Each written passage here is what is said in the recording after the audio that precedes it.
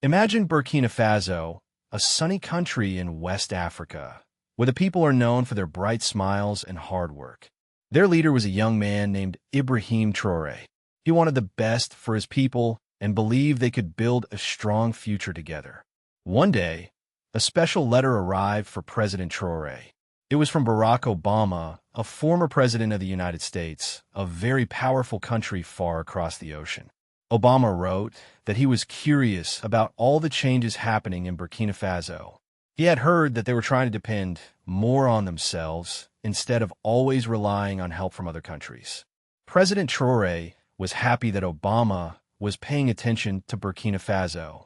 He hoped this could be the start of a good conversation between their countries. He believed that everyone could learn from each other, no matter where they came from. The letter was delivered by a special messenger and placed carefully on President Traoré's desk. He took a deep breath before opening it, eager to see what Mr. Obama had to say about Burkina Faso's journey to build a better future for its children. He carefully unfolded the crisp paper, ready to read every word. The future of Burkina Faso might depend on it. Inside the envelope, the letter was neatly typed on fancy paper. President Traoré began to read. Obama wrote about how he admired the people of Burkina Faso and their beautiful country. He mentioned the hard work they were doing to improve their lives. But as Traoré continued reading, he noticed something strange. Obama seemed to be talking down to them, like a parent talking to a child. He suggested that Burkina Faso might need help and advice from the United States to make the right choices. President Traoré frowned. He appreciated Obama's interest, but he didn't like the way he was talking. Burkina Faso wasn't a child that needed to be told what to do. They were a strong and proud nation, capable of making their own decisions. He put the letter down on his desk and looked out the window. He thought about the farmers working in the fields, the children learning in school, and the doctors helping people in the villages. These were the people he was working for, and he knew they had the strength and wisdom to build their own future. Obama's letter, while well-intentioned, seemed to miss this important point. It felt like he didn't truly understand Burkina Faso and its people. The reason Obama was writing, Traoré realized, was because Burkina Faso was choosing its own path. For many years, Burkina Faso had relied on other countries for help with food, money, and ideas. But President Traoré believed that Burkina Faso could find its own solutions. He wanted his country to be strong and independent, making its own choices about its future. He had started programs to help farmers grow more food, so they wouldn't have to depend on other countries for food. He was also working to improve schools, so children could learn and become the leaders of tomorrow. He wanted Burkina Faso to be proud of its own culture and its own way of doing things. Obama's letter showed that the world was watching. Other countries were noticing that Burkina Faso was changing, but Traoré worried that they didn't understand why.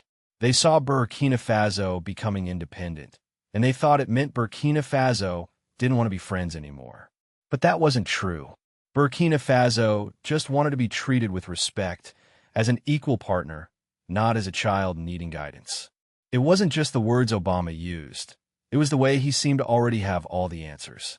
He acted as if he knew what was best for Burkina Faso, without even asking what the people of Burkina Faso wanted. It felt like he was saying, "We, the United States, know better than you." President Traoré tapped his fingers on the desk. He believed that the best solutions came from the people who faced the problems every day. The farmers knew what kind of seeds grew best in their fields. The teachers knew what kind of lessons would help their students learn. The doctors knew what kind of medicine their patients needed. He decided he couldn't let Obama's letter go unanswered. He needed to explain that Burkina Faso wasn't trying to push anyone away. They just wanted to be in charge of their own destiny. He wanted to show Obama that true friendship meant respecting each other's choices, even if they were different. He picked up a pen and a fresh piece of paper, ready to write a letter from his heart. He wanted to explain his vision for Burkina Faso in a way that Obama would truly understand. The pen felt heavy in his hand. He wanted to choose his words carefully. He started by thanking Mr. Obama for his interest in Burkina Faso. He acknowledged that the United States had helped Burkina Faso in the past, and he was grateful for that. But then, he explained that Burkina Faso was changing. They were learning to stand on their own 2 feet. They were finding their own solutions to their own problems. He wrote about the importance of dignity and self-reliance. He explained that the people of Burkina Faso wanted to build a future where they could be proud of who they were and what they had accomplished. He wrote about the farmers learning new ways to grow food, the teachers inspiring their students, and the doctors caring for their patients. He wrote about the importance of respecting each other's cultures and traditions. He wanted Obama to understand that Burkina Faso wasn't rejecting friendship. They were redefining it. They wanted a friendship based on mutual respect and understanding, where both countries could learn from each other. He ended the letter by saying that he hoped they could work together in the future as equal partners. He carefully signed his name, Ibrahim Traoré, President of Burkina Faso. He hoped his message would be heard. President Traoré sent his letter to Mr. Obama, hoping it would make a difference. Soon, something unexpected happened. Someone shared the letter online. People all over the world started reading it. They were touched by President Traoré's words. Many people praised him for being so honest and brave. They said he spoke for many countries in Africa who wanted to be treated with respect. They agreed that it was important for countries to find their own solutions to their own problems, instead of always relying on help from others. The letter became very popular. Newspapers wrote about it, and people talked about it on television. Some people even called President Traoré a hero. He was surprised by all the attention. He hadn't written the letter to become famous. He had written it because he cared about his country and wanted to be treated fairly. He hoped that Mr. Obama would read the letter and understand his message. He also hoped that other leaders around the world would listen.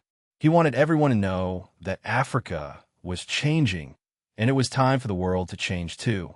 It was time for everyone to treat each other with respect, no matter where they came from. While the world was talking about his letter, President Traoré didn't just sit in his office. He knew it was important to see how his plans were working in the villages and towns across Burkina Faso. He wanted to talk to the people and hear their stories. He traveled to small villages where farmers were using new tools and seeds to grow more food. He saw children happily learning in schools that had been fixed up and given new books. He visited clinics where doctors were helping people stay healthy. He listened to the farmers talk about how they were now able to feed their families and sell extra food at the market. He watched the children eagerly raise their hands in class, excited to learn new things. He saw the smiles on the faces of people who were getting the medical care they needed. These visits made him even more determined to help Burkina Faso become a strong and independent country. He knew that it wouldn't be easy, but he also knew that it was possible. He was inspired by the hard work and the hope he saw in the eyes of the Burkinabe people. He wanted to make sure that their voices were heard, not just in Burkina Faso, but all over the world. The exchange between President Traoré and Mr. Obama started a big conversation around the world. People began to talk about what it really meant for African countries to be independent. They discussed whether richer countries were truly helping or if they were just trying to control things. Many Africans felt proud of President Traoré for standing up for his country. They said he was a good example of a new kind of leader, someone who listened to his people and wasn't afraid to speak his mind. The conversation even reached Mr. Obama. He read President Traoré's letter again, and this time he understood it better. He realized that he had been too quick to judge. He saw that Burkina Faso wasn't trying to reject friendship. They were just trying to build a better future for themselves in their own way. He sent another letter to President Traoré, this time with a different tone. He apologized if he had sounded like he knew better. He said he respected Burkina Faso's journey and wanted to be a true friend and partner. He said he wanted to learn from Burkina Faso, just as Burkina Faso could learn from the United States. The world watched as these two leaders began to build a new kind of relationship, based on respect and understanding. Back in Burkina Faso, people were incredibly proud of their president. They saw that he was working hard to make their lives better. They felt like he was listening to them and representing their dreams. They started calling him the honest leader. They knew that he wasn't perfect, but they trusted him because he always tried to do what was right for his country. They organized festivals and celebrations to show their support. They sang songs about his courage and his vision for Burkina Faso. Farmers worked even harder in their fields, knowing that they were helping to build a stronger Burkina Faso. Teachers taught with more passion, knowing that they were shaping the future leaders of their country. Doctors cared for their patients with more dedication, knowing that they were helping to build a healthier Burkina Faso. The people of Burkina Faso were united by a shared dream, a dream of a country that was strong, independent, and respected by the world. They knew that it would take time and hard work to achieve that dream, but they were ready to work together, with President Traoré leading the way.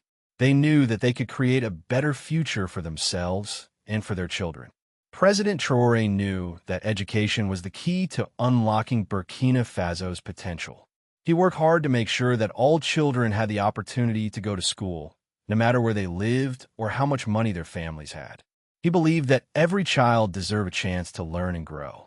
He also knew that farming was the backbone of Burkina Faso's economy. He supported farmers by providing them with new tools, better seeds, and training on how to grow more food. He wanted to make sure that Burkina Faso could feed itself and even sell extra food to other countries. He often said, "Africa deserves respect. We are not asking for handouts. We are asking for the opportunity to shape our own future." He believed that Africa had the talent and the resources to solve its own problems. He wanted to inspire other African leaders to believe in themselves and to work together to build a better future for the continent. And so, President Traoré continued to work tirelessly for the people of Burkina Faso, always guided by his belief in dignity, self-reliance, and the power of local solutions. He showed the world that even a small country could make a big difference when it was led by a leader with a big heart and a clear vision. And so, years passed.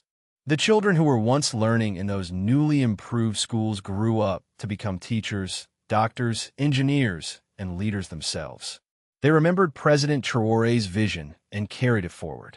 The farmers who had learned new farming techniques continued to grow more food, not only feeding their families, but also selling their crops to other countries. Burkina Faso became known for its delicious fruits and vegetables. Burkina Faso became a model for other African countries. They saw that it was possible to be independent and successful even without relying on help from other countries. They learned from Burkina Faso's example and started to find their own solutions to their own problems. The story of President Traoré and Mr. Obama became a legend, a reminder that respect and understanding are the keys to building a better world. It showed that even when people have different backgrounds and different ideas, they can still work together to create a future where everyone has the opportunity to thrive. And it all started with a letter that sparked a conversation that changed the world.